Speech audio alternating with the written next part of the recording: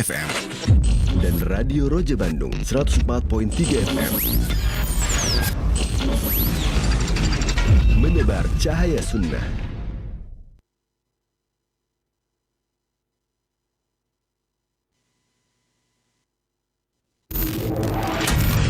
Roja TV, saluran tiluah Al-Quran dan kajian Islam.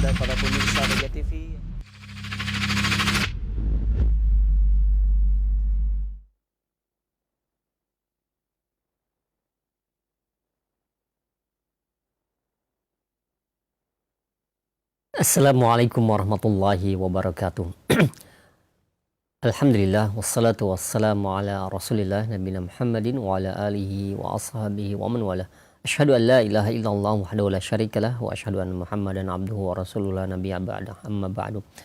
Saudara Kesima dan Sakidah, sahabat Roja dimanapun Anda berada, alhamdulillah di kesempatan Rabu yang kedua ini kita akan simak bersama kembali kajian ilmiah yang kami hadirkan secara langsung dari pembahasan rutin, pembahasan kitab Syarhus Sunnah karya Imam Al-Barbahari rahimahullahu ta'ala. Disampaikan oleh Al-Ustaz Dr. Iqbal Gunawan MA hafizahullah dari Maros, Makassar. Dan alhamdulillah kami sudah terkoneksi dengan beliau. Semoga koneksi kami lancar hingga akhir acara nanti dan semoga Allah menjaga Al-Ustaz beserta keluarga dan memberkahi pertemuan kita di kesempatan pagi hari ini dan juga memberkahi ilmu yang akan disampaikan. Dan setelah materi seperti biasa, kami akan buka sesi interaktif bagi Anda yang ingin bertanya perihal pembahasan ini. Anda bisa mengirimkan pertanyaan melalui pesan WhatsApp ataupun Anda bisa menghubung kami secara langsung di nomor 021 823 6543. Baik, kita akan simak bersama materi yang akan disampaikan. Kepada Ustaz kami persilahkan. Falyatafadhal masykur. Assalamualaikum warahmatullahi wabarakatuh. Alhamdulillahi ala ihsanih wa syukru lahu ala taufiqihi wa amtinanih. Wa asyhadu an la ilaha illallah ta'ziman li sya'nih wa asyhadu anna Muhammadan abduhu wa rasuluh ad-da'i ila ridwanih. Allahumma salli wa sallim wa barik ala nabiyyina Muhammadin wa ala alihi wa ashabihi wa ikhwani. Allahumma allimna ma yanfa'una wanfa'na bima 'allamtana wa zidna ilma. Allahumma aslih lana sya'nana kullah wa la takilna ila anfusina tarfata 'ain. Allahumma inna nas'aluka al-'azimata ala rushd wa nas'aluka mujibati rahmatik wa azaima maghfiratik wa nas'aluka syukra ni'matik wa husna ibadatik wa nas'aluka qalban salima wa lisanan sadiqa wa nas'aluka min khairi ma ta'lam wa na'udzu bika min syarri ma ta'lam wa nastaghfiruka lima ta'lam innaka anta 'allamul ghuyub. Pemirsa Roja TV, kaum muslimin dan muslimat dimanapun Anda berada, alhamdulillah di pagi hari ini Allah Azza wa Jalla masih memberikan kita kesehatan, kekuatan, kesempatan, dan juga nikmat iman dan nikmat Islam yang merupakan nikmat yang paling besar. Semoga Allah Azza wa Jalla senantiasa menjaga nikmat ini untuk kita semua dan kita gunakan untuk memperbanyak ketaatan kita kepada Allah Azza wa Jalla. Salawat dan salam semoga senantiasa tercurahkan kepada Nabi kita Muhammad sallallahu alaihi wasallam beserta seluruh keluarga dan para sahabatnya dan orang-orang yang senantiasa mengikuti jejak beliau dengan baik sampai hari kiamat nanti. Pemirsa Roja TV, kaum muslimin dan muslimat dimanapun Anda berada, alhamdulillah pagi hari ini kita akan melanjutkan kembali pembahasan kita syarah kitab Syarh Sunnah lil Barbahari, pembahasan akidah dari kitab Syarh Sunnah yang ditulis oleh Abu Muhammad Al-Hasan bin Ali Al-Barbahari rahimahullahu azza wa jalla. Dan kita sudah sampai pada perkataan beliau rahimahullah, wa taqsirus salati fis safari sunnah, dan mengqasar salat ketika seorang berada di dalam kondisi safar merupakan sunnah dari Nabi sallallahu alaihi wasallam. Di antara bentuk atau tanda kemudahan dalam agama kita adanya keringanan-keringanan yang Allah Azza wa Jalla berikan kepada hamba-hambanya. Kata Nabi alaihi salatu wassalam, "Inna dina yusrun." Sesungguhnya agama ini mudah. Wala yushadda hadzal din ahadun illa ghalabahu. Dan tidaklah seorang mempersulit dirinya di dalam agama ini kecuali dia akan terkalahkan. Pernah datang 3 orang ke rumah Nabi sallallahu alaihi wasallam dan bertanya kepada keluarga-keluarganya, istri-istrinya tentang ibadah Nabi alaihi salatu wassalam, dan seakan-akan mereka menganggap ibadah Nabi ini masih kurang. Atau mereka mengatakan bahwasanya Nabi alaihi salatu wassalam sudah diampuni dosanya yang telah lalu maupun akan datang. Maka salah satu di antara mereka mengatakan, saya ingin salat malam terus dan tidak akan tidur. Yang lain mengatakan, saya akan puasa terus, tidak akan makan. Dan yang lain mengatakan, saya tidak akan menikah. Ketika Nabi alaihi salatu wassalam mendengar pernyataan mereka, maka Nabi alaihi salatu wassalam sangat marah. Dan Nabi mengatakan, saya adalah orang yang paling bertakwa. Saya adalah orang yang paling takut kepada Allah Azza wa Jalla. Tapi aku salat dan aku juga tidur. Aku puasa dan aku juga berbuka. Dan aku menikah dengan para wanita. Faman raghiba an sunnati falaysa minni. Maka barang siapa yang tidak menyukai sunnahku, maka bukan dari golonganku. Agama kita agama yang mudah apabila kita berusaha untuk melaksanakannya. Perintah salat 5 waktu, hanya beberapa waktu, beberapa jam saja, beberapa menit saja dalam sehari. Perintah puasa hanya, kewajiban puasa hanya sebulan dalam 12 bulan. Perintah zakat hanya bagi orang yang punya harta yang mencapai nisab. Haji bagi yang mampu, dan itu pun hanya sekali seumur hidup. Adapun selainnya maka perkara-perkara yang disunnahkan dan tidak diwajibkan. Ini menunjukkan bahwasanya agama kita mudah dan perkara-perkara yang diharamkan itu sangat terbatas. Berbeda dengan yang dihalalkan jauh lebih banyak daripada yang diharamkan oleh Allah Azza wa Jalla. Dan di antara keringanan yang Allah berikan untuk memudahkan hamba-hambanya dan agar mengangkat kesulitan dari mereka adalah dibolehkannya orang yang musafir mengqasar salatnya. Dan yang dimaksud dengan qasar yaitu salat yang tadinya 4 rakaat seperti salat duhur, salat asar, dan salat isya, diqasar atau diringkas menjadi 2 rakaat. Bagi seorang yang melakukan perjalanan jauh, dan jumhur ulama berpendapat 80 kilo kalau kita ukur dari waktu kita sekarang, jarak kita sekarang. Meskipun banyak pendapat-pendapat yang lain, tapi insya Allah yang lebih hati-hati yaitu jarak 80 km. Allah Ta'ala berfirman, wa idza darabtum fil ardi, atau jarak yang menurut uruf kebiasaan masyarakat itu adalah safar. Allah Ta'ala berfirman, wa idza darabtum fil ard, jika kalian melakukan perjalanan jauh, falaisa 'alaikum junahun an taqsuru minas salati in khiftum ay yaftinakumul ladzina kafaru. Maka tidak mengapa jika kalian ingin mengqasar salat-salat kalian jika kalian takut diganggu oleh orang-orang kafir. Zahir ayat ini menunjukkan bahwasanya bolehnya seorang mengqasar salatnya ketika dalam kondisi takut.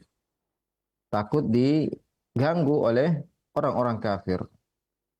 Akan tapi rasa takut ini telah hilang setelah tegaknya agama Islam. Maka Rasulullah sallallahu alaihi wasallam pernah ditanya oleh sebagian sahabat, "Ma baluna naqsur wa qad aminna?" Kenapa, wahai Rasulullah, kita masih mengqasar salat kita? Padahal kita sudah aman. Ya. Sedangkan dalam ayat tadi, in khiftum, jika kalian merasa takut. Apa jawaban Nabi alaihi salatu wassalam? Tilka sadaqatun tasaddaqallahu biha alaikum. Ya. Itu adalah sedekah yang Allah Subhanahu wa taala berikan kepada kalian. Faqbalu minallahi sadaqatahu. Maka terimalah dari Allah sedekahnya. Dan Nabi alaihi salatu wassalam senantiasa mengqasar salatnya ketika beliau melakukan perjalanan jauh. Ketika beliau safar, beliau senantiasa mengqasar salat 4 rakaat menjadi 2 rakaat. Dan inilah yang lebih dekat kepada sunnah. Inilah yang lebih sepantasnya dilakukan oleh orang yang sedang melakukan perjalanan, yaitu mengqasar salat 4 rakaat menjadi 2 rakaat. Akan tapi, jika ada seorang yang ingin menyempurnakan salatnya, ya, karena merasa tidak sulit, ya, merasa mudah, maka ini dibolehkan. Tapi ini artinya dia meninggalkan yang lebih afdal, ya. Karena Nabi alaihi salatu wassalam senantiasa mengqasar salatnya ketika berada dalam perjalanan. Ya. Namun perlu dijadikan catatan juga, sebagian ulama kita mengatakan ketika jadda fis sair, ya, ketika benar-benar berada di perjalanan, ya, bukan ketika singgah.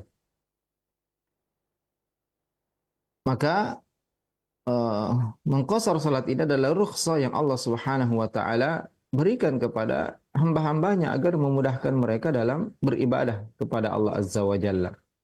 Maka tentu mengambil rukhsah ini adalah sesuatu yang afdal.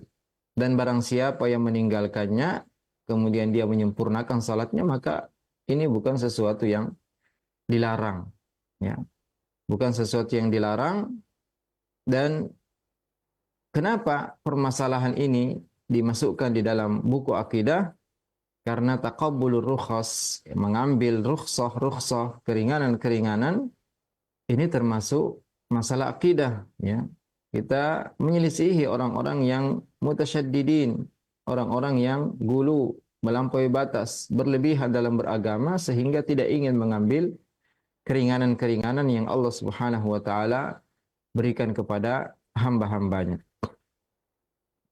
Kemudian pemirsa Roja TV kaum muslimin dan muslimat dimanapun Anda berada, Imam Al-Barbahari rahimahullah melanjutkan, "As-shaumu fis safari man syaa'a shama wa man syaa'a aftar." Juga di antara keringanan-keringanan yang Allah Subhanahu wa taala berikan kepada hamba-hambanya, yaitu tentang berpuasa ketika safar. Siapa yang ingin puasa ketika safar maka silahkan. Wa man syaa'a aftar, dan barang siapa yang ingin berbuka maka silahkan berbuka. Jadi di antara keringanan yang Allah Subhanahu wa taala berikan kepada kita, yaitu dibolehkannya berbuka ketika seorang melakukan safar, ya, di bulan Ramadan. Ya, man syaa'a aftar wa man syaa'a sham. Kata beliau rahimahullahu azza wa jal, siapa yang ingin berbuka maka silahkan, dan siapa yang ingin tetap puasa maka silahkan. Ya, puasanya tetap sah. Tidak wajib dia untuk berbuka. Dan pernah ada seorang sahabat yang bertanya kepada Nabi alaihi salatu wassalam tentang, ya, bahwasanya dia kuat untuk berpuasa. Maka Nabi alaihi salatu wassalam mengizinkan dia untuk tetap berpuasa. Pernah Nabi sallallahu alaihi wasallam safar dengan para sahabatnya. Sebagian ada yang berbuka, sebagian ada yang tetap puasa. Yang puasa tidak mencela yang berbuka, yang berbuka tidak mencela yang berpuasa. Tapi ada juga hadis dari Nabi sallallahu alaihi wasallam, "Laisa minal bir as-siyam fis safar." Bukan termasuk kebaikan berpuasa ketika safar. Ya, lalu, ya, bagaimana kita menggabungkan antara dalil-dalil ini? kita katakan bahwasanya ya para ulama kita menjelaskan kondisi orang yang safar itu berbeda-beda. Ya. Ada yang safar kemudian merasakan kenyamanan, ya, sehingga bagi dia berpuasa itu lebih mudah daripada dia berbuka, ya, karena dia harus menggantinya lagi nanti di hari yang lain ketika yang lain sedang berbuka, dia harus puasa. Dan kondisi seperti ini maka tentunya puasa lebih baik baginya. Ada kondisi yaitu ketika seorang melakukan safar dan safar yang berat, ya, sehingga dia sangat kesulitan apabila melanjutkan puasanya, maka kita katakan atau ulama kita mengatakan bahwasanya berpuasa pada kondisi seperti ini itu lebih afdal daripada mempertahankan tetap berpuasa. Sebagaimana tadi sabda Nabi SAW, sampai ada ya, sahabat yang hampir pingsan karena keberatan. Nabi mengatakan, laisa minal bir as-siyamu fis safar, ya, bukan termasuk kebaikan memaksakan puasa ketika safar. Adapun orang yang kondisinya sama, ya apakah dia berbuka ataukah dia puasa, ya sama saja, maka ya ulama kita mengatakan lebih baik dia tetap berpuasa. Kenapa? Karena lebih menyegerakan untuk menyelesaikan kewajibannya, dan juga ketika dia keluar nanti dari bulan Ramadan, bisa jadi dia agak berat untuk menggantinya ketika yang lain sedang berbuka, dia wajib tetap berpuasa. Jadi ya demikian rincian yang dijelaskan oleh ulama kita rahimahumullah. Rahimahumullah amwatahum wa hafidha ahya'ahum. Allah Ta'ala berfirman, "Faman syahida minkum asy-syahra falyasum." Ya, barang siapa yang menyaksikan bulan Ramadan dalam kondisi dia balik, berakal, ya, sehat, tidak safar, wanita tidak haid dan tidak nifas, maka hendaklah dia tetap berpuasa. Dan semoga Allah Azza wa Jalla ya, menyampaikan kita semua ke bulan suci Ramadan yang akan datang. Wa man kana maridan, adapun yang sakit, ya, dan sakit juga tentu tidak semua ya sakit itu membolehkan seorang berbuka, ya. Ini maksudnya sakit yang menyulitkan seorang apabila dia tetap berpuasa, ya. Adapun sakit-sakit yang sangat ringan, ya, pusing-pusing yang ringan, atau sakit gigi atau luka-luka yang ringan, tentunya ini semua ya tidak sampai membolehkan seorang berbuka, ya. Jadi sakit itu apabila memberatkan atau bisa menambah berat penyakitnya, nah inilah penyakit yang dibolehkan untuk berbuka dan menggantinya ketika dia sembuh di hari yang lain. Au ala safar, ya, atau dalam kondisi safar yang betul-betul safar, bukan dibuat-buat, ya. Karena apabila ada seorang yang ingin berbuka, kemudian dia melakukan ya tahayyul dengan bersafar, ya, pergi sengaja agar dia bisa berbuka, bisa ya berhubungan badan dengan istrinya umpamanya, ya, ini maka tidak boleh dia melakukan hal tersebut, ya. Ini perbuatan terlarang, haram. Tapi kalau yang dia safar, umpamanya dia pergi umroh atau mudik atau silaturahim dengan keluarganya, bukan tujuannya agar dia berbuka, maka inilah yang dibolehkan untuk berbuka. Barang siapa yang sakit atau safar kemudian dia berbuka, maka fa'iddatun min ayamin ukhar, maka dia ganti di hari-hari yang lain.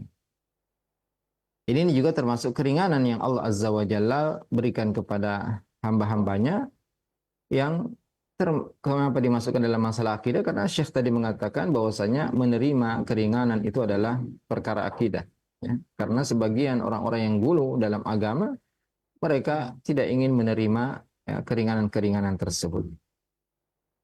Kemudian Imam Abu Muhammad Al-Hasan bin Ali Al-Barbahari rahimahullah melanjutkan, wala ba'sa bis salati fis sarawil, dan boleh salat menggunakan celana, ya, selama celana itu menutup aurat bagi laki-laki, ya, karena aurat laki-laki hanya dari lutut sampai pusar.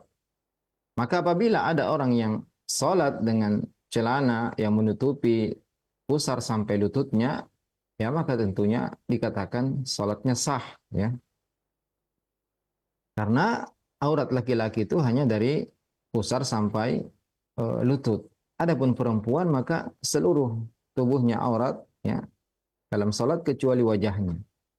Dan tentunya bagi yang menganggap atau mengambil pendapat bahwasanya wajah juga aurat, ya, ketika ada laki-laki yang bukan mahram dan dia harus salat di tempat tersebut, maka dibolehkan untuk tetap menutup mukanya.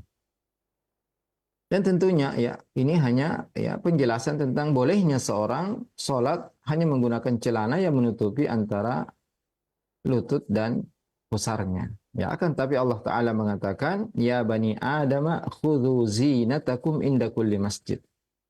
Wahai anak Adam, gunakanlah perhiasan kalian, ambillah perhiasan kalian ketika ya Anda ingin melakukan sholat ya, atau datang ke masjid beribadah, ingin sujud kepada Allah Azza wa Jalla, maka tentunya ya menggunakan sarung, menggunakan gamis, menggunakan jubah, ya menggunakan pakaian yang menutup badan kita juga ya ini lebih sempurna karena bukan sekedar menutup aurat.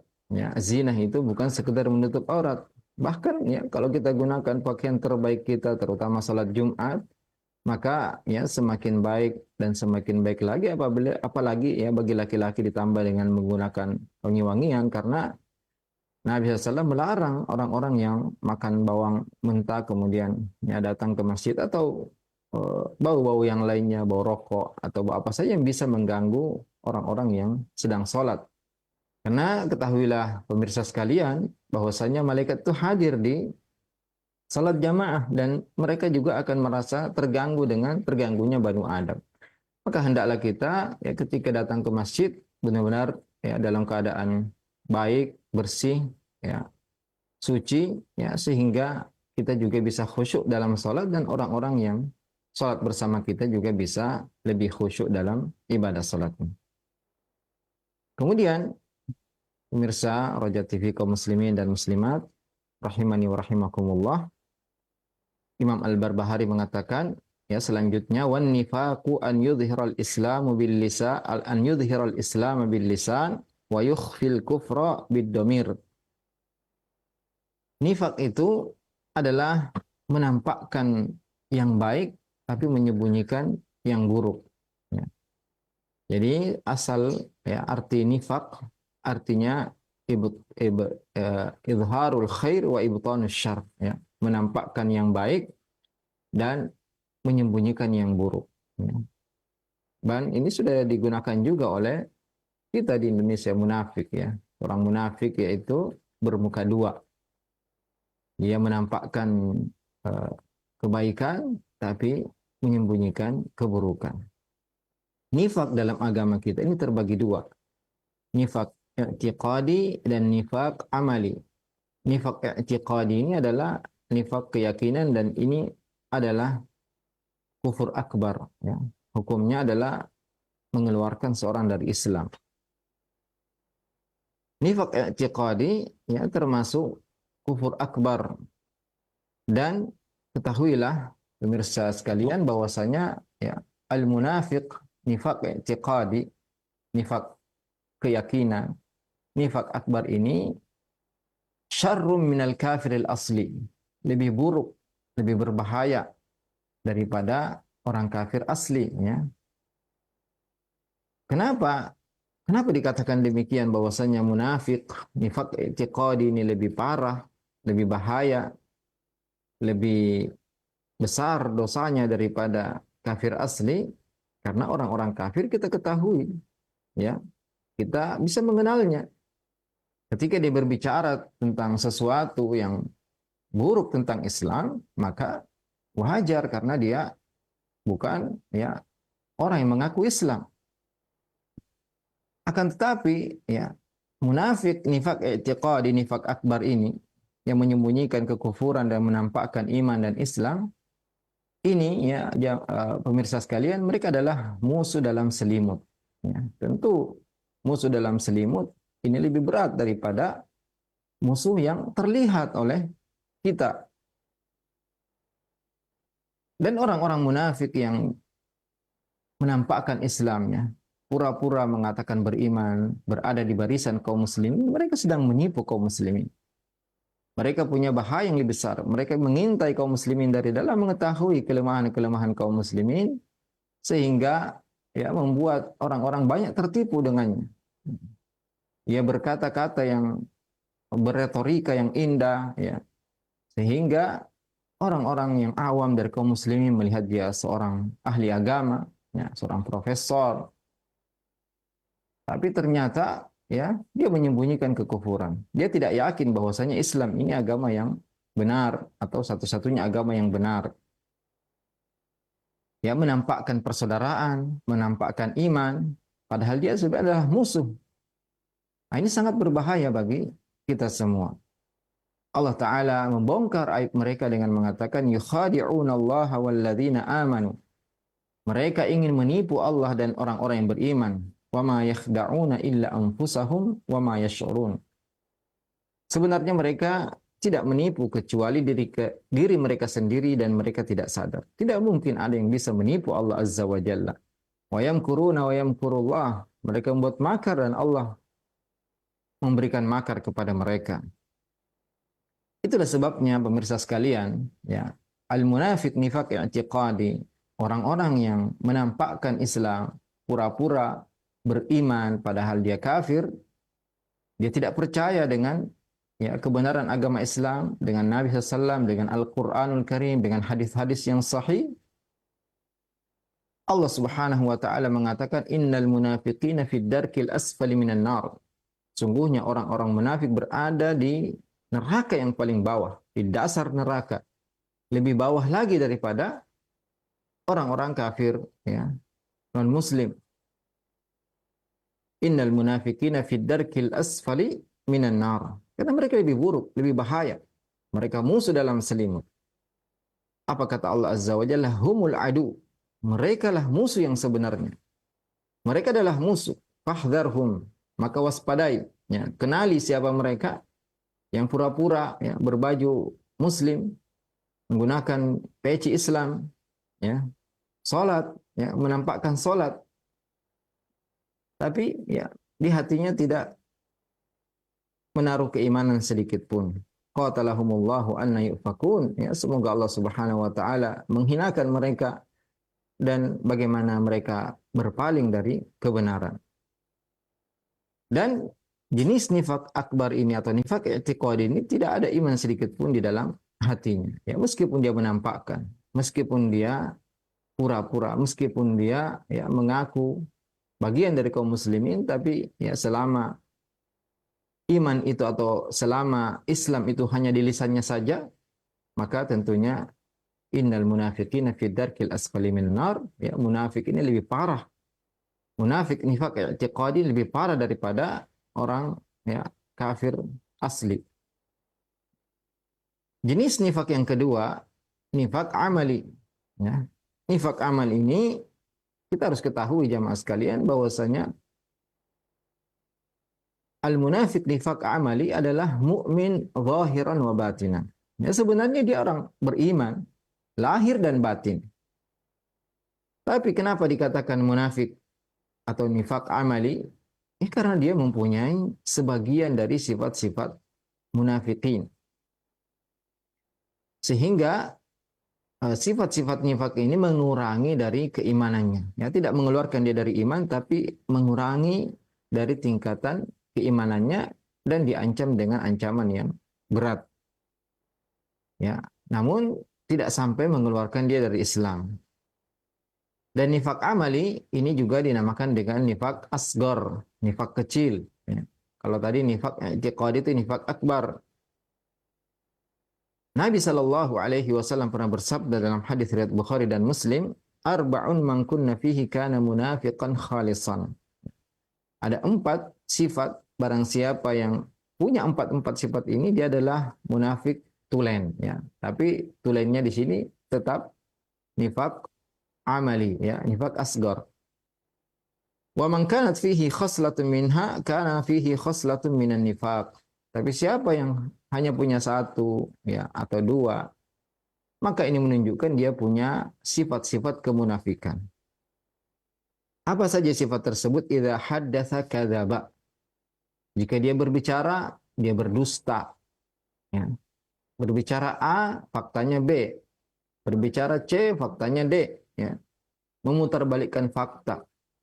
Mengatakan ya iya padahal tidak. Wa idza wa'ada akhlafa. Jika dia berjanji dia menyelisihi, maka ketahuilah pemirsa sekalian, ya jangan sampai kita bermudah-mudahan dalam memberi janji kemudian kita melanggarnya, ya. Pertama, kita berusaha ketika memberikan janji mengucapkan dulu insya Allah, ya, dengan niat tentunya untuk benar-benar menepati janji tersebut. Dan sebagai seorang muslim harus menampakkan hal ini, ya. Kalau dia berjanji ingin memberikan ini sesuatu terutama kepada anaknya, maka dia berusaha menepati. Kalau dia ternyata ada uzur yang benar-benar dia tidak bisa menepatinya, maka dia meminta maaf, ya. Atau kalau dia berjanji jam sekian, maka dia berusaha untuk datang sebelumnya, ya. Bukan waktu-waktu yang mepet. Kita menghargai waktu orang lain. Wa idza tumina khana. Apabila diberi amanah, dia berkhianat. Ini ciri orang munafik, bukan ciri orang beriman. Orang beriman takut kepada Allah Azza wa Jalla. Diberi amanah sekecil apapun, ya, meskipun 1.000 rupiah, 500 rupiah, dia amanah, dia kembalikan, dia jujur. Ketika dirayu, digoda, ya, untuk memberikan kwitansi kosong, mengisi sendiri, maka dia takut kepada Allah Azza wa Jalla. Dia tahu bahwasanya apapun yang dia masukkan ke perutnya atau keluarganya dari yang haram, maka pannaru aula bihi. Maka neraka lebih pantas baginya. Termasuk amanah seorang pegawai datang tepat waktu, keluar tepat waktu, dan mengisi waktu-waktu di tempat kerjanya dengan perkara-perkara yang merupakan maslahat untuk kegiatan pekerjaan tersebut. Wa idza khasama fajara, dan ciri munafik yang lain yaitu jika dia berselisih maka dia berlebihan, melampaui batas, ya. Boleh kita membalas keburukan dengan keburukan yang semisal, tapi memaafkan lebih baik. Adapun orang yang berlebihan dalam, ya, ketika berselisih, karena ya kita ketahui bahwasanya sebagian sahabat pun berselisih. Ini perkara yang manusiawi, ya. Kadang syaitan menggoda kita untuk bertengkar, ya. Tapi seorang muslim, seorang mukmin, ketika dia harus berselisih dengan orang lain, sesama muslim, atau siapapun juga, maka dia tidak melampaui batas. Dia adil, meskipun kepada musuh-musuhnya. Ya. Maka seorang yang beriman, ya, tentunya menjaga lisannya, ya, tidak berdusta, tidak berkhianat, tidak menyelisihi janjinya, ya, tidak berlebihan ketika berselisih. Dan barang siapa yang melakukan salah satu dari ciri-ciri kemunafikan ini, maka berarti menunjukkan kurangnya iman orang tersebut, tapi tidak dikeluarkan dari agama Islam. Dan di antara contoh dari nifak ini adalah ar-riya, ya. Penyakit riya, penyakit ingin dipuji, ya. Suka pamer, suka memperdengarkan amalan-amalannya, sum'ah, ya. Ini bahaya. Bahkan Nabi SAW memperingatkan sahabat-sahabatnya untuk menjauhi sifat ini. Nabi SAW menyebutnya dengan syirik asgar, ya. Padahal syirik adalah dosa yang paling besar. Sehingga meskipun dikatakan asgar, tapi dia lebih besar daripada dosa-dosa besar. Karena syirik adalah dosa yang paling besar. Sehingga sebagian ulama kita mengatakan, syirik asgar pun masuk dalam firman Allah, innallaha la yaghfiru ayyushraka bih wa yaghfiru ma duna dzalika liman yasha. Sehingga syirik asgar ini, ya, kata sebagian ulama, tidak masuk di timbangan keburukan. Dia mesti untuk diadab oleh Allah Azza wa Jalla. Tidak ada ampunan bagi syirik asgar, ya. Tapi pendapat yang lebih kuat, insya Allah dia disamakan dengan dosa besar, ya. Apabila timbangan kebaikan masih lebih berat, maka tentunya dia akan selamat. Nabi alaihi salatu wasallam pernah bersabda, inna akhwafa ma akhafu alaikum asyirkul asgar. Sungguhnya yang paling aku khawatirkan atas kalian adalah syirik asgar, ya, syirik kecil. Qalu wa masyirkul asgar ya Rasulullah. Para sahabat bertanya, apa itu syirik asgar wahai Rasulullah? Qala ar-riya, ya, penyakit riya. Yang tidak ada salah satupun di antara kita yang bisa mengatakan saya tidak punya riya. Ya. Ini bisa menimpa siapa saja. Ya. Bisa menimpa orang-orang soleh, ahli ilmu, orang-orang yang banyak bersedekah. Ya. Ini rawan sekali tertimpa atau terkena penyakit riya. Yaqulullahu yaumal qiyamah. Kata Nabi SAW, nanti pada hari kiamat Allah akan mengatakan, idza jazan nasa bi'amal. Ketika Allah sudah memberikan ya balasan-balasan amalan-amalan manusia, apa kata Allah Azza wa Jalla? Idhabu ilal ladzina kuntum tura'una fid dunya. Allah katakan kepada orang-orang yang selalu riya, ya, selalu ingin dilihat, ingin pamer ibadahnya, pergilah kepada orang-orang yang kalian dulu memamerkan amalan kalian kepada mereka di dunia. Fanzuru hal tajiduna indahum jaza. Maka lihat, ya, apakah kalian bisa mendapatkan pahala balasan dari mereka, ganjaran dari mereka? Tentu tidak mungkin. Ya. Karena pada hari itu, jangankan pahala, ya, pakaian pun seorang tidak punya, sendal pun tidak punya. Ya. Kain kafan pun tidak punya. Sehingga seorang itu tidak punya kecuali pahala amalan yang dia bawa ketika di dunia. Maka ya waspada ya. Mari kita berusaha untuk menyembunyikan amalan kita. In tubdus shadaqati fa ni'mah ya. Jika kalian tampakkan sedekah kalian maka itu baik, apalagi tujuannya memotivasi orang lain untuk ikut bersedekah. Atau kita seorang yang dicontoh oleh banyak manusia sehingga kalau kita tampakkan sedekah, yang lain akan berlomba-lomba mengikuti kita. Tapi kalau tidak demikian, bukan itu tujuan kita, ya, dan kita khawatir riya, maka wa in tukhfuha wa tu'tuhal fuqara fa huwa khairul lakum. Jika kalian sembunyikan amalan-amalan kalian, kita berikan, transfer kepada orang fakir, ya, tanpa mereka mengetahui, tanpa orang lain mengetahui, maka tentunya itu lebih baik bagi kalian. Dan ini juga kita terapkan di ibadah-ibadah yang lain. Ya. Selama ibadah tersebut bisa kita sembunyikan, makanya Nabi SAW mengatakan, ya, salat afdhalus salatil mar'i fi baitihi, ya, sebaik-baik salat seorang itu di rumahnya. Illal maktubah, kecuali yang wajib. Ya, bagi laki-laki maka wajib, ya, salat wajibnya di masjid. Adapun salat sunnah, ya, karena di rumah itu lebih tersembunyi, tidak dilihat oleh manusia, maka itu lebih afdal. Dan juga ya menjadikan rumah kita lebih berkah ketika kita beribadah di dalamnya. Kalau kita bisa menyembunyikan ibadah kita, terutama ya banyak dilakukan oleh kaum muslimin, berangkat umroh, ya, pamer ketika tawaf, ketika berada dekat Ka'bah dan lain sebagainya. Ya. Kenapa mereka harus memamerkan? Kalaupun alasan mengatakan ini motivasi, ya alhamdulillah bisa dengan cara yang lain, bukan dengan menampakkan ya kita sedang memakai kain ihram, sedang tawaf dan lain sebagainya.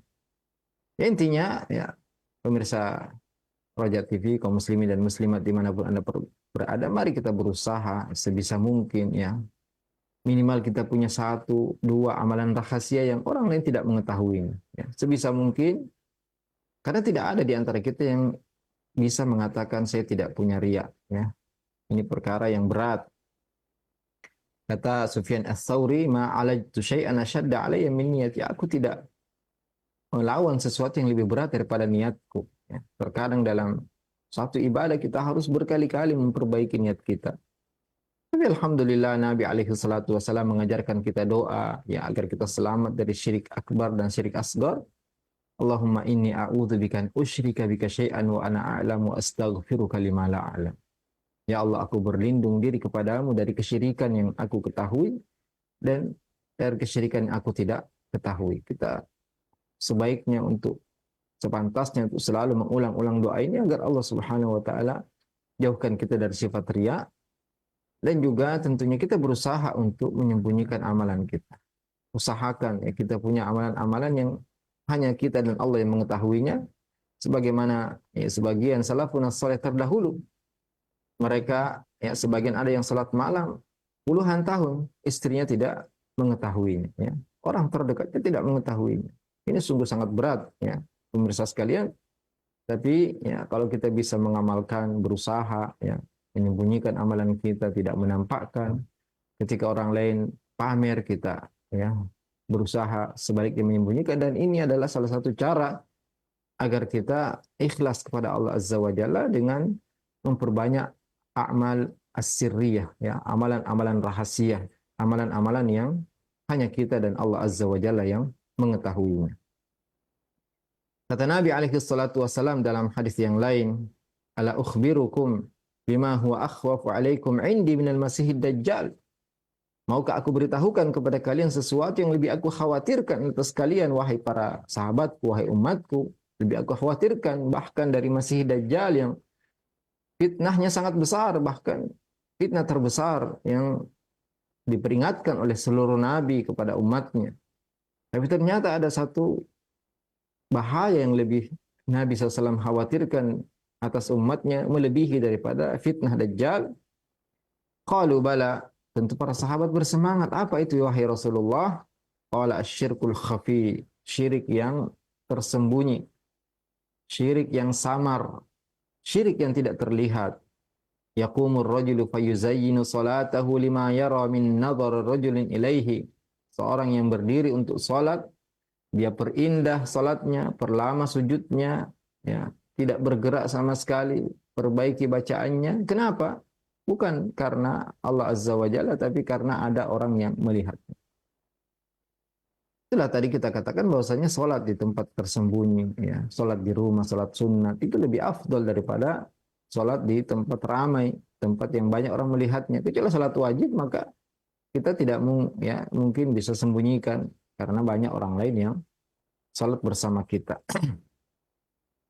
Jadi ya bisa kita perhatikan diri kita kalau kita salat di tengah keramaian, kita perbaiki. Tapi kalau salat sendiri, salatnya tergesa-gesa, ya salatnya cepat-cepat, ya 4 rakaat hanya 1 menit, ini sangat ya bahaya, pemirsa sekalian. Ya. Jadi kapanpun, dimanapun, ya kita berusaha untuk memperbaiki salat kita. Karena kita dilihat oleh Allah Azza wa Jalla, pencipta langit dan bumi, yang di tangannya segala urusan kita ya dikendalikan oleh Allah Azza wa Jalla.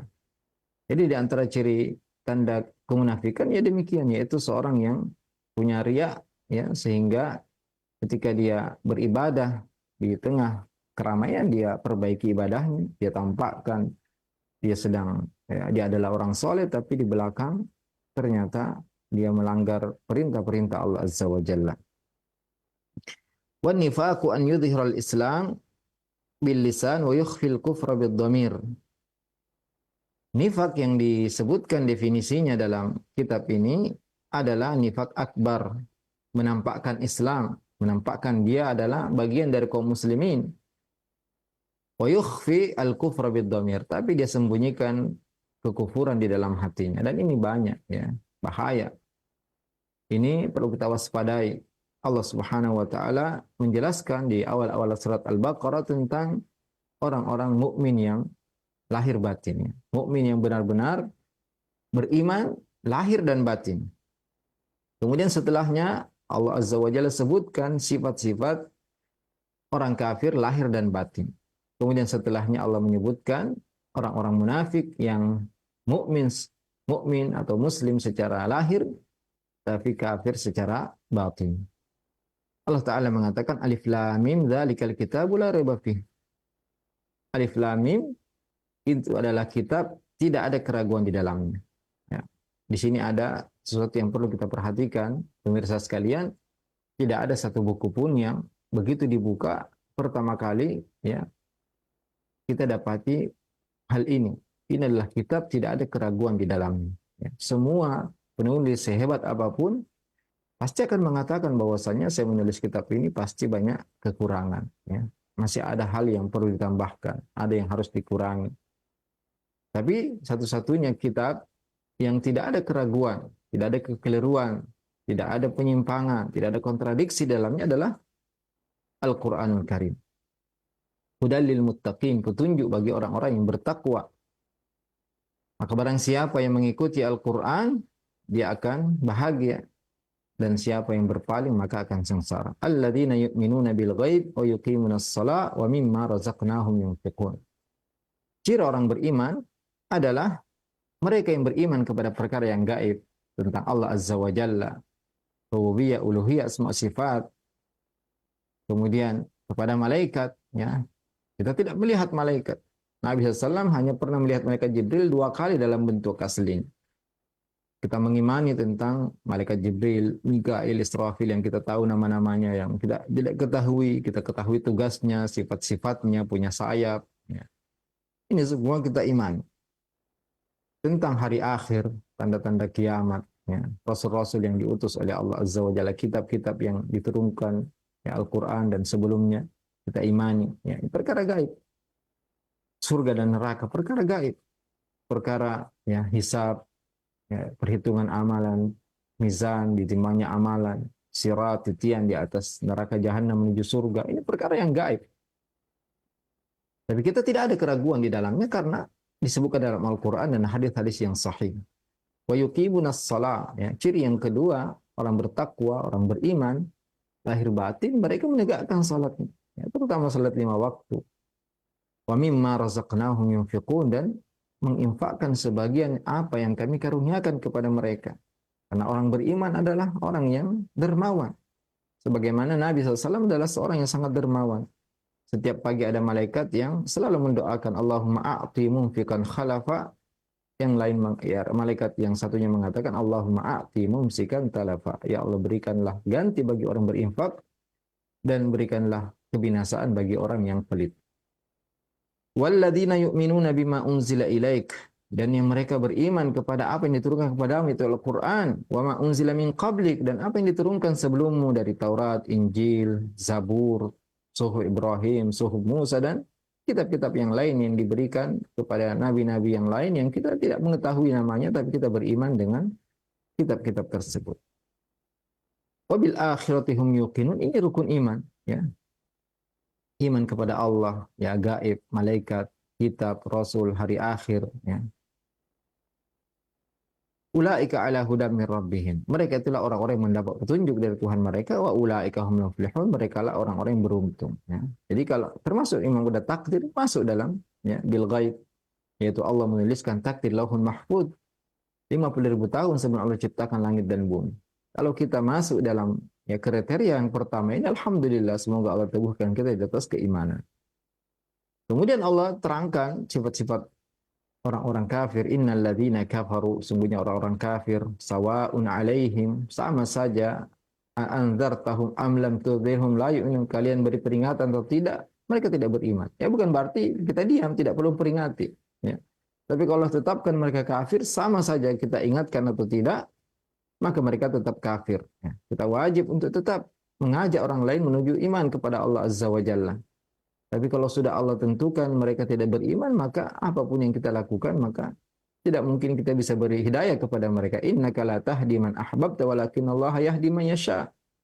Sungguhnya engkau tidak bisa beri petunjuk kepada siapa yang kau cintai, tapi Allah memberikan petunjuk kepada siapa yang Allah kehendaki. Nabi Ibrahim tidak bisa beri petunjuk kepada ayahnya. Nabi Nuh tidak bisa beri petunjuk kepada anaknya, putranya, dan istrinya. Nabi Muhammad SAW tidak bisa memberi petunjuk kepada pamannya. Khatamallahu ala qulubihim, Allah kunci hati-hati mereka, wa ala sam'ihim, dan pendengaran mereka, wa ala absarihim gishawa, dan di mata mereka ada penutup, walahum adabun azim, dan bagi mereka azab yang pedih, wal iyadu billah. Kemudian, ya, kelompok yang ketiga yaitu munafikin. Wa minan nasi may yaqulu amanna billahi wa bil yawmil akhir. Ada juga di antara manusia yang mereka mengatakan saya beriman kepada Allah dan hari akhir, wa ma hum bimumin, tapi mereka tidak beriman. Yukhadi'una Allah wal ladzina amanu. Mereka berusaha untuk menipu Allah dan orang-orang yang beriman. Wa ma yakhda'una illa anfusahum wa ma yash'urun. Sebenarnya mereka tidak menipu kecuali diri mereka sendiri, tapi mereka tidak sadar. Mereka sendiri akan rugi. Mereka sendiri yang akan merasakan akibat dari kemunafikannya. Innal munafiqina fid darkil asfali minan nar. Sungguhnya orang-orang munafik berada di dasar neraka. Neraka yang paling bawah, lebih di bawah lagi daripada kafir asli. Summun bukmun umyun fahum la yarji'un. mereka tuli, bisu, buta, dan tidak akan kembali kepada kebenaran. Maka ya kita berlindung kepada Allah dari sifat kemunafikan ini. Ya, ketahuilah bahwasanya para sahabat dahulu yang ya keimanannya tidak diragukan lagi. Allah Subhanahu wa taala memuji mereka dalam Al-Qur'an berkali-kali. Nabi SAW juga telah memberi tazkiyah kepada mereka, khairun nasi qarni thumma alladhina yalunahum thumma alladhina yalunahum. Sebaik-baik manusia adalah yang di zamanku beriman kepada aku dan melihat Nabi SAW. Thumma alladhina yalunahum, kemudian setelah mereka para tabi'in, thumma alladhina yalunahum, kemudian atba' tabi'in, pengikut-pengikut para tabi'in. Tapi mereka adalah orang-orang yang semuanya takut kemunafikan atas dirinya.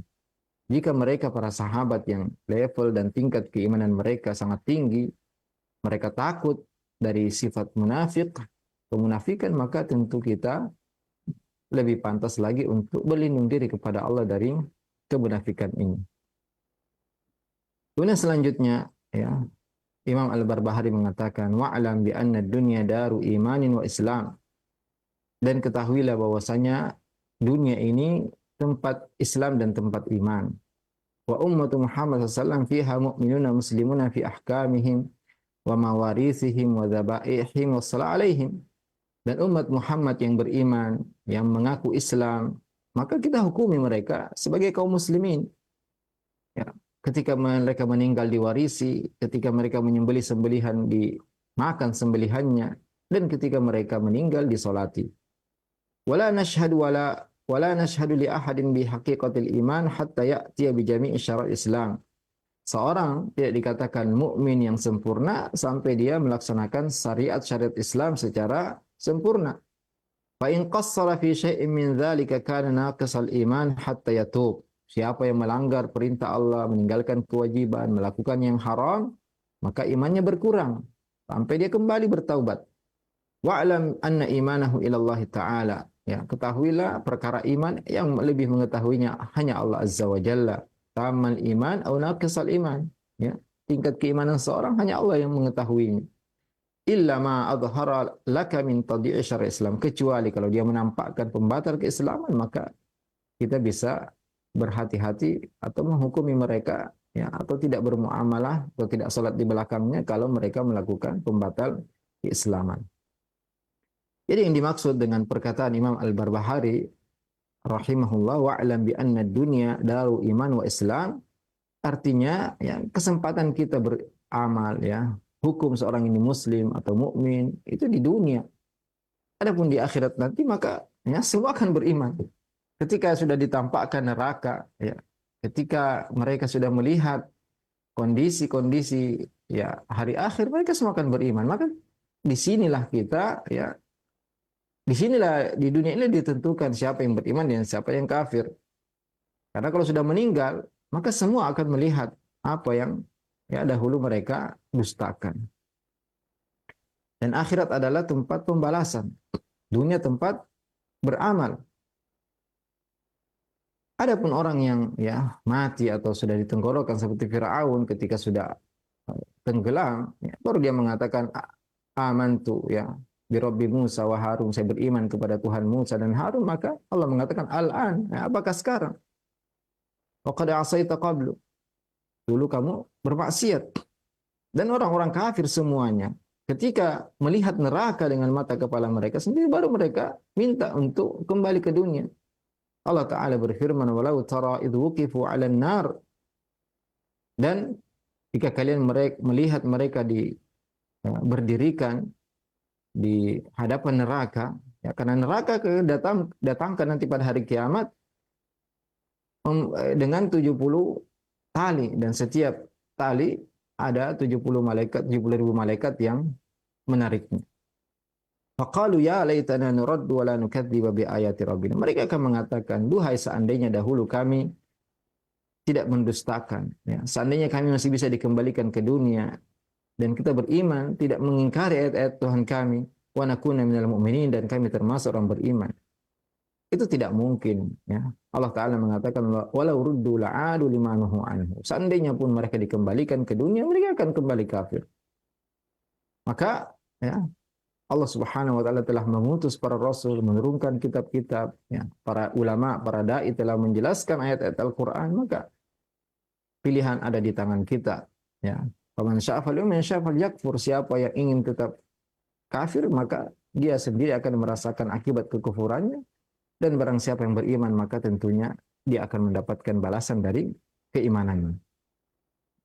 Kemudian, pemirsa sekalian, Islam dan iman ini ada perbedaan. Karena ketahuilah dalam agama kita ini ada 3 tingkatan. Pertama Islam, ya. Tingkatan yang paling bawah Islam, kemudian iman, kemudian ihsan. Ini tingkatan yang paling tinggi. Sebagaimana dalam hadis Jibril alaihissalam, ketika datang kepada Nabi sallallahu alaihi wasallam dalam bentuk manusia biasa, bertanya kepada Nabi sallallahu alaihi wasallam, akhbirni anil Islam. Maka Nabi SAW mengatakan, Al-Islam an tashhada an la ilaha illallah wa anna Muhammadar Rasulullah wa tuqimas shalah wa tu'tiyaz zakah wa tasuma Ramadan wa tahujjal bait in istata'ta ilaihi sabila.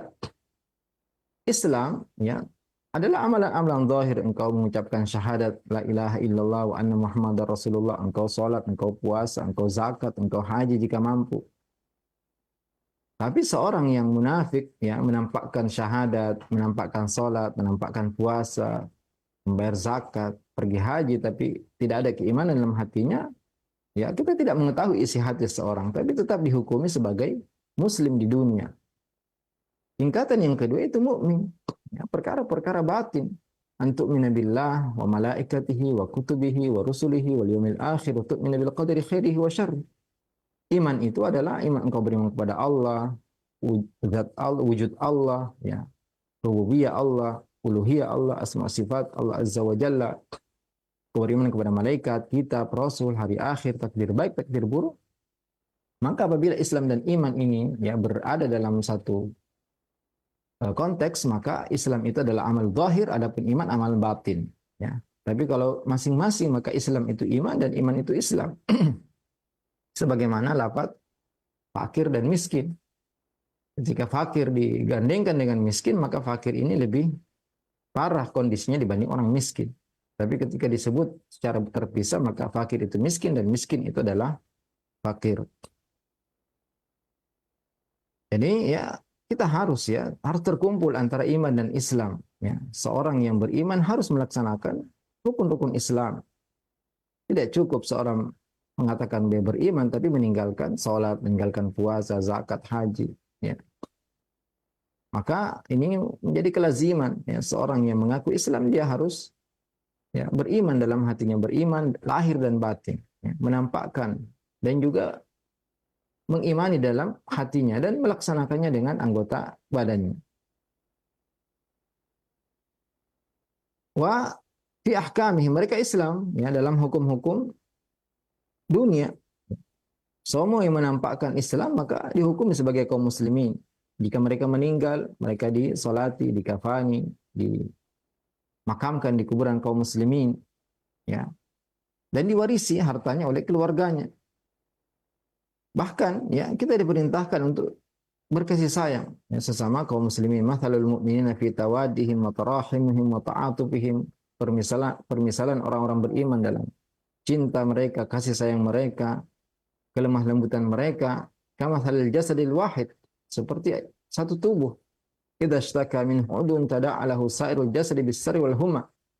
Apabila ada salah satu anggota tubuh yang sakit, maka seluruh anggota tubuh yang lain merasakan, ya, sakit atau juga ikut begadang dan merasa demam. Al-mu'min lil mu'min kal bunyan, ya, seorang mukmin dengan mukmin yang lain seperti satu bangunan, yashuddu ba'duhu ba'du, saling menguatkan pondasi, tiang, ya, tembok, saling menguatkan satu dengan yang lain. Innamal mu'minuna ikhwah, sungguhnya orang beriman itu bersaudara. Wa dzabaihim, ya, dzabihatul sembelihan orang muslim itu halal, ya, meskipun dia fasik, meskipun dia pelaku dosa besar, selama dia muslim maka halal sembelihannya. Bahkan sembelihan ahli kitab juga halal. Ya, orang Yahudi dan Nasara maka sembelihan mereka halal. Wa ta'amul ladzina utul kitaba halal lakum. Kata Allah Azza wa Jalla, dan sembelihan, ya, bukan maksud makanan di sini bukan, ya, makanan biasa, tapi sembelihan ahli kitab halal bagi kalian. Wassalam alaihim, ya, dan salat kepada seluruh kaum muslim meskipun mereka pelaku dosa besar, meskipun mereka ya melakukan pelanggaran-pelanggaran berat ketika meninggal ya bunuh diri umpamanya, maka tetap disolati, berzina tetap disolati. Adapun kenapa Nabi ya terkadang tidak mensolati sebagian pelaku dosa besar, ya ini sebagai peringatan bagi yang lain. Tapi beliau tetap mengizinkan para sahabat untuk mensolatinya. Wala nashhadu li ahadin bihaqiqatil iman. Kita tidak bisa memastikan seorang itu beriman hatta ya'tiya bi jami' arkanil syar'il Islam. Ya, sampai dia melaksanakan syariat-syariat Islam. Karena ya bisa jadi ya, kita tidak mengetahui apa isi hatinya. Ya. Maka kita merekomendasi orang sesuai dengan apa yang dia tampakkan. Dan apabila dia melaksanakan suatu maksiat, maka tentunya ya imannya akan berkurang sampai dia bertaubat kepada Allah Azza wa Jalla, dan tidak ada dosa yang tidak bisa ditaubati. Ya, semua dosa seberat apapun dosa, bahkan kekufuran yang tidak ada lagi dosa di atasnya, Allah Taala mengatakan ya iyantahu yukfar lahum ma qad salaf qul lil ladzina kafaru, ya katakan kepada orang-orang kafir iyantahu, kalau mereka berhenti dari kekafirannya, yukfar lahum ma qad salaf, meskipun 60, 70, 80 tahun dia kafir, kalau dia taubat maka Allah akan mengampuni dosa-dosa mereka. Wa'lam anna imanahu ila Allah Ta'ala, yang lebih mengetahui ya iman seorang itu hanya Allah Azza wa Jalla. Ya, tapi kita menghukumi seorang, bermuamalah dengan seorang sesuai dengan apa yang dia tampakkan, karena kita tidak mengetahui isi hati manusia. Dan ya tentunya ini ya perkara yang harus kita ketahui, bagaimana kita bermuamalah dengan seorang selama dia menampakkan Islam, maka dihukumi sebagai kaum muslimin, dan tidak boleh ya kita mudah dalam mengeluarkan seorang dari Islam kecuali perkara-perkara yang jelas-jelas nampak ya secara zahir, tanpa jahil, tanpa udzur, tanpa takwil. Dia mengingkari rukun-rukun Islam yang jelas, ya, mengingkari wajibnya salat, puasa, zakat, haji. Ya, ini sangat berbahaya. Ya, tapi tetap saja ya menghukumi, memvonis seorang keluar dari Islam ini dikembalikan kepada ulama yang mereka punya kedalaman ilmu, yang bisa mengetahui perkara-perkara yang samar bagi orang-orang awam. Semoga apa yang kita sampaikan, pelajari pada pagi hari ini bermanfaat bagi kita semua, dan ini tentunya ya pemirsa sekalian adalah perkara-perkara yang sangat penting ya, berkaitan dengan kehidupan kita sehari-hari, berkaitan dengan bagaimana kita bermuamalah dengan orang lain yang berbeda-beda di sekitar kita. Mungkin ada ya orang munafik yang menampakkan Islam tapi menyembunyikan kekufuran, sehingga apa yang keluar dari mulutnya adalah kebencian kepada kaum muslimin dan pujian kepada musuh-musuh Islam. Ini diantara ciri munafik nifak i'tiqadi, membenci sunnah Nabi SAW, mengolok-olok agama Islam, tapi dia mengatakan dia muslim, tapi loyalitasnya kepada musuh-musuh Islam. Wal'iyadzubillah. Dan juga jangan mudah-mudah untuk mengeluarkan seorang dari Islam ya, karena kesalahan yang mereka lakukan, bisa jadi karena ada uzur, ada takwil, ada syubhat ya. Sehingga ini kita kembalikan kepada ulama kita, ahli ilmu yang mengetahui perkara-perkara yang samar yang tidak diketahui oleh orang-orang awam. Barakallahu fikum. Ya, semoga bermanfaat, dan saya kembalikan kepada moderator untuk mungkin ada pertanyaan yang dibacakan. Barakallahu. Fik barakallah, jazakallahu khair, barakallahu fik pada ustaz yang sudah memberikan materi yang disampaikan pada pagi hari ini. Mudah-mudahan menjadi ilmu yang bermanfaat bagi kita semua mengenai nifaq akbar dan nifaq asghar dari kitab Syarhus Sunnah karya Imam Al-Barbahari rahimahullahu taala, dan semoga menjadi ilmu yang bermanfaat dan kita bisa menjauhi dari sifat atau nifaq akbar dan nifaq asghar tersebut. Baik, untuk selanjutnya kami buka sesi interaktif, sesi soal jawab bagi Anda yang ingin bertanya. Anda bisa mengirimkan pertanyaan melalui layanan pesan WhatsApp di nomor 0218236543, dan alhamdulillah sudah ada beberapa pertanyaan yang masuk Ustaz di kesempatan pagi hari ini. Nah, yang pertama kami ajukan. Assalamualaikum warahmatullahi wabarakatuh. Ya Ustaz, dikatakan bahwasannya hadirnya syirik kecil itu seperti ria, contohnya itu sangat halus. Dikatakan dalam hadis bahwa seperti jejak semut yang merayap di batu hitam dan di malam yang kelam.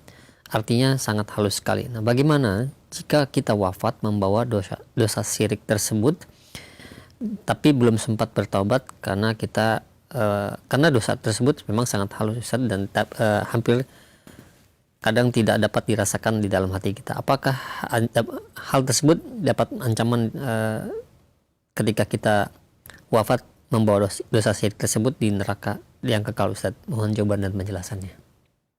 Ya, ini pertanyaan yang penting ya, agar kita mengetahui lebih detail tentang permasalahan ini, yaitu kita ketahui bahwasanya syirik ini akhfa min dabibin namal ya. Syirik kecil ini bisa jadi lebih tersembunyi daripada semut hitam yang berjalan di atas batu hitam di tengah malam yang gelap gulita.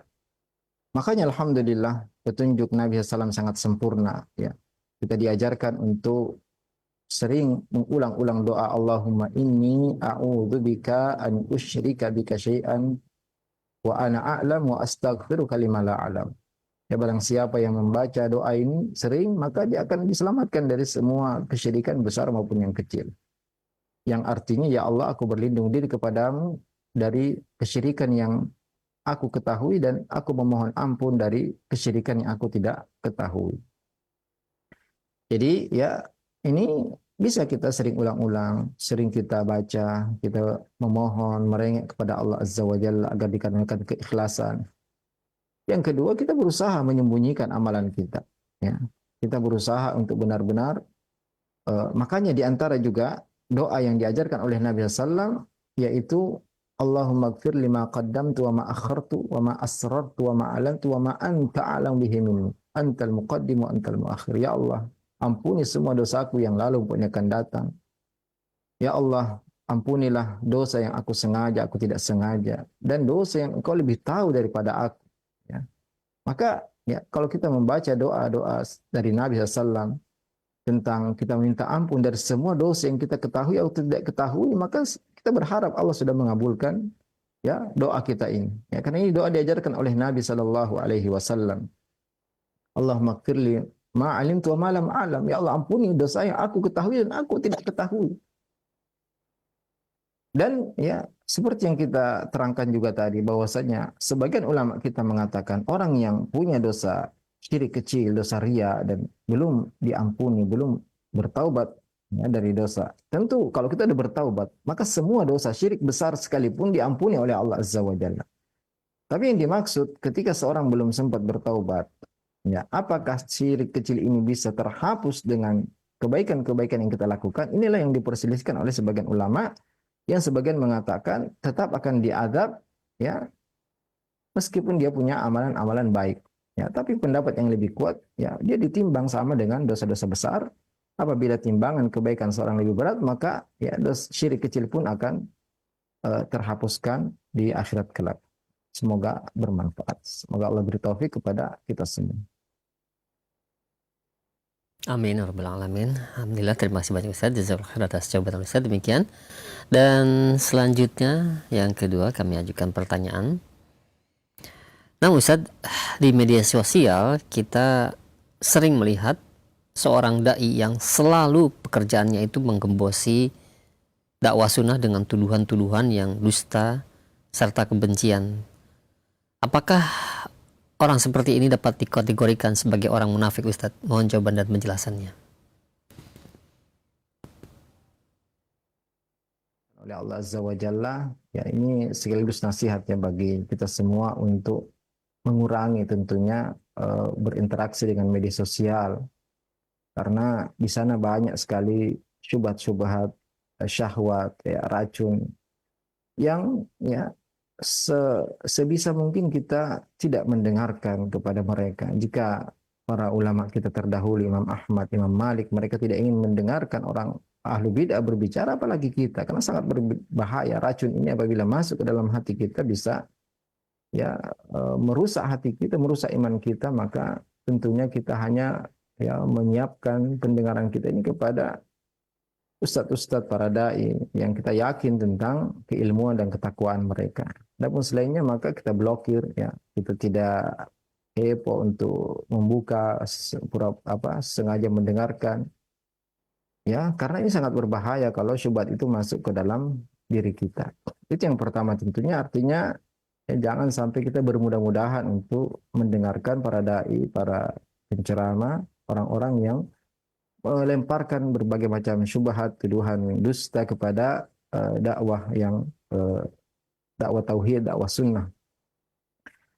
Yang kedua, ya memang tadi kita sudah sebutkan bahwasanya ada dan banyak, ya, banyak orang-orang yang mungkin penampilannya ya Islam, penampilannya Muslim, pakai peci, ya, bahkan mungkin menggunakan baju khas kaum muslimin, tapi yang keluar dari lisannya, ataupun tidak menggunakan, tapi dia mengaku sebagai Muslim, tapi yang keluar dari lisannya hanya kebencian kepada ulama kita, ya, kebencian kepada Islam, dan puji-pujian kepada musuh Islam, Yahudi, puji-pujian kepada orang-orang yang membantai saudara-saudara kita, ya. Maka tentunya, ya, kita tidak mungkin, ya, meskipun kita tidak memastikan, maka orang seperti ini ciri-cirinya sangat nampak. Ya, kita harus mengetahui ciri-ciri, ya, seorang yang benci kepada Islam, ya, yang keluar dari mulutnya hanya pujian kepada musuh-musuh Islam dan senang dengan kemunduran, kelemahan kaum muslimin, ya, dan bangga senang dengan musuh-musuh Islam, maka ini ciri, ya, atau tanda sifat munafik nifak akbar, ya. Membenci sunnah Nabi SAW, membenci ajaran Nabi SAW, membenci ajaran Islam, membenci syariat-syariat Islam yang jelas-jelas, ya, ada dalam Al-Quran, dalam hadis-hadis yang sahih, ya, maka orang-orang seperti ini, ya, terutama orang awam, dan kita semua wajib untuk memblokir, ya, tidak mendengar mereka, tidak komentar di bawah, ya, sehingga semakin tersebar syubhat tersebut. Maka, ya, alhamdulillah yang telah menjauhkan kita dari sifat, ya, demikian, dan kita tentu terus berdoa kepada Allah agar ditetapkan hati kita di atas keimanan dan tidak bermudah-mudah untuk mendengarkan syubhat-syubhat mereka. Barakallahu fikum. Barakallah, jazakallahu khair atas jawaban Ustaz. Demikian untuk yang bertanya, mudah-mudahan bermanfaat bagi kita semua. Dan selanjutnya kami berikan kesempatan untuk Anda yang ingin bertanya secara langsung di layanan telepon. Silahkan untuk menghubungi kami di 0218236543, dan kami mohon untuk menghubungi kami di nomor tersebut tidak menghubungi via WhatsApp. Ya, silahkan menghubungi di nomor layanan biasa. Silahkan di 0218236543. Ya, silahkan. Halo. Halo, Assalamualaikum. Waalaikumsalam warahmatullahi wabarakatuh. Dengan siapa, di mana Ibu? Hamba Allah di Jakarta. Iya, pertanyaannya sesuai dengan pembahasan kita, Ibu, ya. Ini Ustadz, kalau kita mau perginya yaitu waktu zuhur. Nah, diperkirakan sampai tempat itu sudah tidak, sampai tujuan itu sudah tidak dapat waktu asar. Yang saya tanyakan, apa boleh waktu asarnya itu dijamak dengan waktu zuhur di rumah? Iya, Ibu, mohon maaf ya. Ya. Pertanyaan yang mungkin kami akan ajukan kepada Ustadz harus sesuai dengan pembahasan kita. Mungkin karena banyak juga pertanyaan ini di layanan pesan WhatsApp yang belum sempat, yang sesuai dengan pembahasan. Ya, mohon maaf Ibu ya. Nah, iya. Sama. Iya, nanti mungkin bisa ditanyakan bagian masalah fikih ya Bu. Untuk pelajaran fikihnya Ibu bertanya perihal pembahasan ini. Mohon maaf Ibu sekali lagi karena ini banyak pertanyaan yang masuk di layanan pesan WhatsApp. Nah Ustadz, mengenai nifak kembali Ustadz, kami akan ajukan pertanyaan di layanan pesan WhatsApp. Nah Ustadz, bagaimana cara menjaga keikhlasan kita ketika kita beramal? Apakah dapat dibenarkan ketika kita melihat banyak konten seseorang yang beramal kemudian dibuat konten dengan tujuan katanya mereka untuk memotivasi orang dalam beramal atau berinfak Ustadz? Mohon nasihatnya. Sekali lagi bahwasanya ya perkara ikhlas ini adalah perkara yang sangat berat, ya. Bukan hanya di zaman kita, sejak zaman dahulu ya, ketika belum ada HP ya, kamera dan kemudahan untuk pamer ini belum ada, mereka sangat takut dengan sifat ria ini, ya. para ulama kita, tadi kita sebutkan Sufyan Ats-Tsauri mengatakan ma'alatu syai'an asyaddu alayya min niyati, tidak ada yang lebih berat yang aku perbaiki melebihi niatku. Mereka sebagian mengatakan puluhan tahun berusaha untuk memperbaiki niatnya. Ya.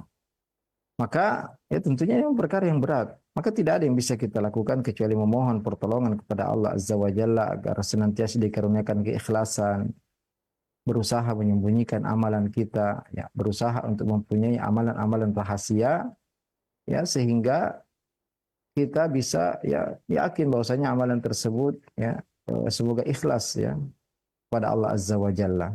Karena ini yang bisa menyelamatkan kita. Jadi perbanyak amalan kita, dan juga jangan sampai kita meninggalkan suatu amalan hanya karena takut dikatakan riya. Ya. Karena inilah riya yang sebenarnya ketika kita ingin dipuji, ketika ingin dikatakan ikhlas. Ya. Jadi kita tetap beramal. Ya kemudian, ya kalau memang niat kita motivasi, maka tidak harus menampakkan diri kita. Ya. Tidak harus memperlihatkan badan kita. Ya. Tidak harus menampakkan wajah kita. Ya. Kita bisa dengan cara-cara yang lain. Ya. Dan tentunya lebih mengetahui hal tersebut adalah kita sendiri. Ya. Jadi ketika kita motivasi seorang untuk umroh, maka tidak harus ya kita ketika sedang umroh. Ya. Bisa di waktu yang lain. Ketika kita motivasi seorang untuk ya bersedekah umpamanya, bukan dengan memamerkan sedekah kita. Tadi kecuali jika kita termasuk orang yang diikuti oleh banyak manusia, ya sehingga kalau kita tampakkan maka orang berlomba-lomba akan mengikuti, maka diharapkan yang seperti ini ya justru bisa pahalanya lebih banyak ya, daripada dia sembunyikan kalau dia menjadikan orang termotivasi bersedekah. Nah, jadi ya sekali lagi berusaha sebisa mungkin untuk menyembunyikan, tidak memamerkan, tidak memposting ya seluruh ibadah kita, seluruh kegiatan-kegiatan sosial kita, dan itu akan lebih dekat kepada keikhlasan kepada Allah Azza wa Jalla. Perbanyak doa kepada Allah agar kita diberi keikhlasan. Barakallahu fikum. Fika barakallah, jazakallahu khairan atas jawaban Al-Ustadz. Nah, mungkin kami berikan kesempatan, silakan satu penelpon di 0218236543 bagi Anda yang ingin bertanya langsung kembali. Silakan. Halo. Ya, mungkin jika ada, silakan untuk Anda yang ingin bertanya secara langsung di layanan yang telepon. Nah.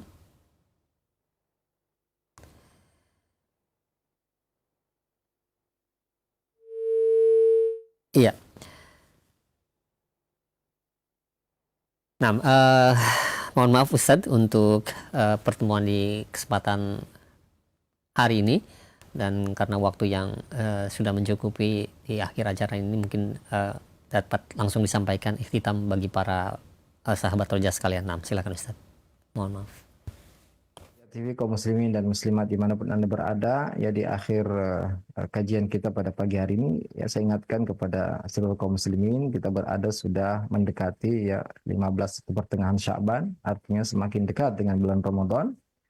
Maka perbanyak doa kepada Allah Azza wa Jalla, semoga senantiasa kita diberikan kesehatan, keamanan, ketenteraman di negeri kita, dan semoga kita semua disampaikan kepada bulan Ramadan, dan niatkan ya dari saat ini agar kita ya berniat untuk beribadah dengan baik ya, dengan banyak, dan mulai saat ini kita latihan ya, bulan Sya'ban, bulan membaca Al-Qur'an. Nabi SAW paling banyak berpuasa selain Ramadan, puasa sunnah ya di bulan Sya'ban. Juga kita mulai berusaha untuk qiyamul lail, dan semua ibadah yang disyariatkan di bulan Ramadan maka dianjurkan untuk dimulai di bulan Sya'ban sebagai bentuk latihan pemanasan agar kita masuk ke bulan Ramadan dalam keadaan yang baik, dan juga mudah untuk melaksanakan aktivitas ibadah kita di bulan suci tersebut. Semoga bermanfaat apa yang kita pelajari pada pagi hari ini. Juga jazakumullah khair kepada teman-teman dan tim Roja semuanya, dan para pemirsa dimanapun Anda berada. Semoga Allah Subhanahu wa Ta'ala senantiasa memberikan taufik kepada kita, keberkahan waktu, keberkahan harta, dan kepada keluarga kita semua. Wassalamualaikum warahmatullahi wabarakatuh. Waalaikumsalam warahmatullahi wabarakatuh. Jazakallahu khair sekali lagi untuk Ustaz. Barakallahu fiik. Semoga Allah menjaga antum beserta keluarga dan berkahi dari ilmu yang telah disampaikan. Dan juga berkahi dari pertemuan kita di kesempatan pagi hari ini. Mudah-mudahan jadi ilmu yang bermanfaat bagi kita apa yang telah disampaikan oleh Ustaz, dan kita bisa menjauhi dari sifat nifak munafik tersebut, mengetahui dosa-dosa munafik atau nifak akbar dan nifak asghar tersebut, sehingga kita bisa selamat dunia dan akhirat. Demikian kami undur diri, mohon maaf apabila ada kesalahan. Assalamualaikum warahmatullahi wabarakatuh.